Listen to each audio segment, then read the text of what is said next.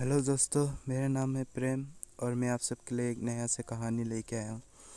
और ये सच्ची कहानी है जो मेरे साथ बीती है और मैं आप सबको शेयर करना चाहता हूँ। चलो कहानी की ओर बढ़ते हैं, मेरे साथ बने रहे और कहानी को सुनते रहे। एक दिन मैं और हमारे दोस्त कांता खाना खाने के बाद हम लोग रोज़ वॉक पे चलते थे। तो रोज़ की तरह हम लोग उस दिन पे वॉक पे गए। तो वॉक पे चलते चलते हम लोग काफ़ी बातें कर रहे थे। हम लोग हंसी मजाक करके चल रहे थे। तो वॉक पे रोज़ तो हम लोग वॉक चलते समय बहुत आदमी थे, बहुत भीड़ होते थे। लेकिन उस दिन पूरा वीरान जैसी लग रहा था। उस रास्ते पे कोई नहीं चल रहा था। तो हम दोनों थोड़े से डर गए थे, फिर भी हम लोग आगे चलते रहे। आगे चलते चलते हमें एक पार्क नज़र आई, काफ़ी बड़ा था। तो मेरे दोस्त ने बोला कि चलो इस पार्क पे कल चलते हैं, आज के लिए तो इतना तक ही है, कल इस पार्क पे चलेंगे। तो हम दोनों फिर घर वापस आए। घर वापस आके हम दोनों सो गए। सोने के बाद जब सुबह हुए तो हम दोनों मिल के काफ़ी मस्ती की। उस दिन पे काफ़ी घुमा फिमा। तो फिर वो अपनी घर चली गई। वो अपनी घर जाने के बाद जब हम लोगों ने रात की खाना खा ली तो मैंने उसकी घर गया वॉक चलने के लिए। तो मैंने उसके घर जाके उससे पूछा, तुम आज मेरे साथ चलोगे? तो उसने बोला उसकी सर में दर्द है, वो आज नहीं चल पाएगा। तो उसने जाने से मना कर दिया। तो मैंने उससे कहा, ठीक है तुम आराम करो, मैं चलता हूँ आज। तो मैं अकेले ही आ गया। मैंने हमेशा की तरह उसी रास्ते पे चल रहा था। आज अकेले भी था, मुझे डर भी लग रहा था, फिर भी मैं चलते रहा। चलते चलते मुझे फिर वो पार्क नज़र आया। तो मैंने पार्क के अंदर घुसा। तो पार्क बहुत ही बड़ा था और पार्क की ठीक राइट की साइड पे मुझसे थोड़ी दूर पे एक पीपल का पेड़ था। पीपल के पेड़ के नीचे कोई बैठा हुआ जैसे मुझे लग रहा था। जब मैंने उसे गौर से देखा तो उधर कोई लड़की बैठी थी। तो मैंने देखते देखते ही उसकी आंखों पे समा गया। मैं बस उसे देख रहा था। वो धीरे धीरे मेरे पास आना शुरू कर दिया। मैं तो बस उसकी आंखों पे खो गया था। वो लड़की देखने पे बहुत ही खूबसूरत थी और उसकी कमर और उसकी जुल्फे लहराते हुए वो धीरे धीरे आने लगी। वो धीरे धीरे आगे बढ़ते बढ़ते आ रही थी। तभी मैं उसकी पूरी बदन को देख रहा था। उसकी बदन काफ़ी सुंदर थी दिखने पे भी हो और उसकी फिगर बहुत ही अच्छी थी।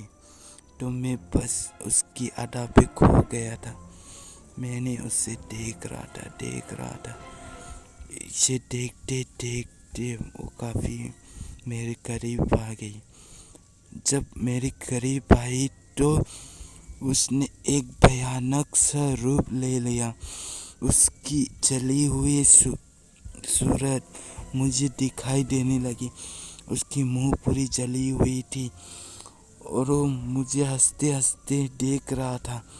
तो मैं इतनी डर गई कि मैंने अपनी आंखें बंद करके हनुमान चालीसा पढ़ना शुरू कर दिया। हनुमान चालीसा पढ़ते पढ़ते मैंने धीरे से आँखें खोली थी और वो और भी मेरे करीब हो गई थी, लेकिन वो मेरे को छू नहीं पा रही थी। तो मैंने डर से चिल्ला के जब मैंने आँख बंद की तो पीछे से किसी ने मेरे कंधे पे हाथ रखा। तो मैंने पीछे घुमा के देखा तो कंधे पे हाथ रखने वाला कोई और नहीं था और सिक्योरिटी अंकल था। तो सिक्योरिटी अंकल ने बोला, तुम इतनी रात पे यहाँ पर क्या कर रहे हो? मैंने अंकल को बोला मैं ऐसे वॉक पे आया हूँ। फिर वही ऐसा हो गया। तो अंकल ने बोला कि यहाँ पर ज़्यादा देर मत रहो, तुम अभी के यहाँ से जाओ, रात को यहाँ पे आना मना है। तो मैंने अंकल से पूछा क्यों? अंकल ने मुझे बताने से मना कर दिया, सिर्फ मुझे जाने के लिए बोल दिया। तो मैं वहाँ से चली आई। रास्ते पे आते समय मैं सोच रहा था कि वो कौन है, कौन थी और क्यों आई थी मेरे पास। तो मैं बस उसी ख्यालों पे आ रहा था, तभी मुझे पीछे से किसी की चिल्लाने की आवाज़ सुनी। प्रेम, रुक जाओ, ऐसे किसी ने बोला। जब मैंने पीछे मुड़ के देखा तो वो लड़की ही थी। तो मैं घबरा के घर तक भाग के आ गई। घर पे भाग के आने के बाद मैंने अपने मम्मी पापा को सारी बातें बताई। तो मम्मी पापा ने बोला कि आज तुम सो जाओ मेरे पास, कल सुबह होते ही इसके कुछ तांत्रिक के पास जाके बात करेंगे। लेकिन सुबह उठने से पहले ही उस लड़की ने मुझे अपने होश पे करके मेरे कमरे पे आई थी। और वो कमरे में जैसे आई मुझे तो डर लग गया था। लेकिन अचानक से उसकी खुशबू, एक ऐसी खुशबू आने लगी कि मैं कुछ बता नहीं सकता था। उसकी इतनी नशीली खुशबू मुझे पागल कर रही थी। और उसकी कमर देख के मुझे और भी पागल हो रहा था। मैंने उसकी कमर देख के मैं अपनी होश खो बैठा और धीरे धीरे मेरे पास आई और उसने अपनी साड़ी उतारना शुरू कर दिया। जैसे उसने साड़ी उतारी मैं बस देखते ही रह गया। मैं उसकी बदन की खूबसूरती में खो गया था। डर नाम का मेरी शरीर पे कुछ था ही नहीं उस पर। और वो मेरी करीब आई और उसने मेरी होठों को धीरे से चूमना शुरू कर दिया।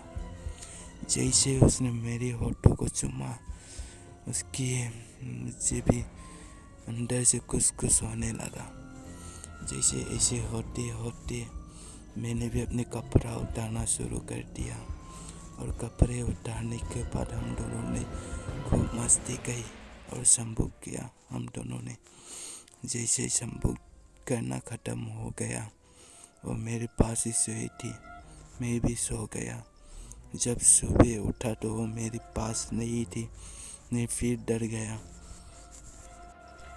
और डर के कारण मैं अपनी माँ को बताना चाहती थी।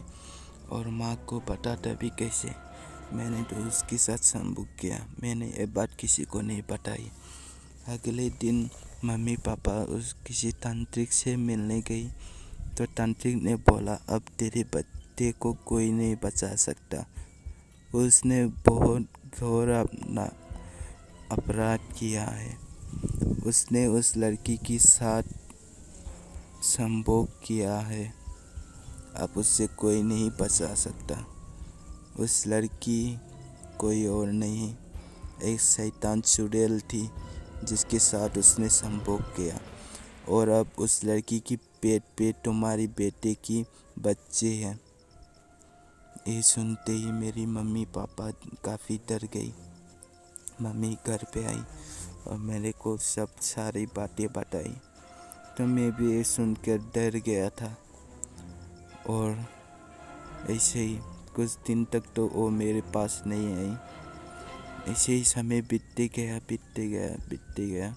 2 साल के बाद और वो फिर आए और किसी बच्चे को लेके आई। और वो बच्चे मेरे हाथों पे थमा दिए और बोला कि तुम पहले लड़के हो जिससे मैंने प्यार किया था और संभोग किया है, और ये हमारी संभोग की निशानी है। मैं तो जा रहा हूँ, इसको तुम संभालो। ऐसे बोल के वो चली गई। यही थी आज की कहानी। आप सबको पसंद आया तो लाइक शेयर सब्सक्राइब।